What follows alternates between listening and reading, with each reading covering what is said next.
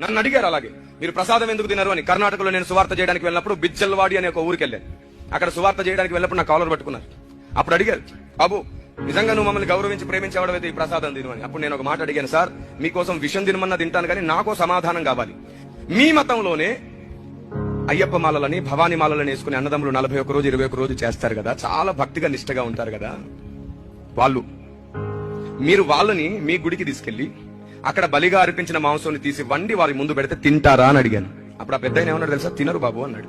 ఎందుకు మతం మారారా అని అడిగాను. లేదు అన్నాడు. కులం మారారా అన్నాడు. లేదు అన్నాడు. సాంప్రదాయాలు మార్చుకున్నారా అంటే లేదు అన్నాడు. మరి ఎందుకు తినరు? నిష్టలో ఉన్నారు, దీక్షలో ఉన్నారు. ఈ టైంలో వారు తినకూడదు, మేము పెట్టకూడదు. పెడితే పెట్టినందుకు మాకు శాపం, తిన్నందుకు వారి దీక్ష పాడైపోతుంది. మేము పెట్టమన్నాడు ఆయన. మా పెద్దలు మాకు అలా దీక్షలు పాడవడం నేర్పించలేదన్నాడు. అప్పుడు నేనేమన్నాను తెలుసా, అయితే బాప్తిస్మం ద్వారా జీవితకాలం మేము నిష్టలో ఉన్నాం, మేము ఆ ఒక్కటే తినలేము. ఒక రూపం ముందు పెట్టింది, ఒక విగ్రహం ముందు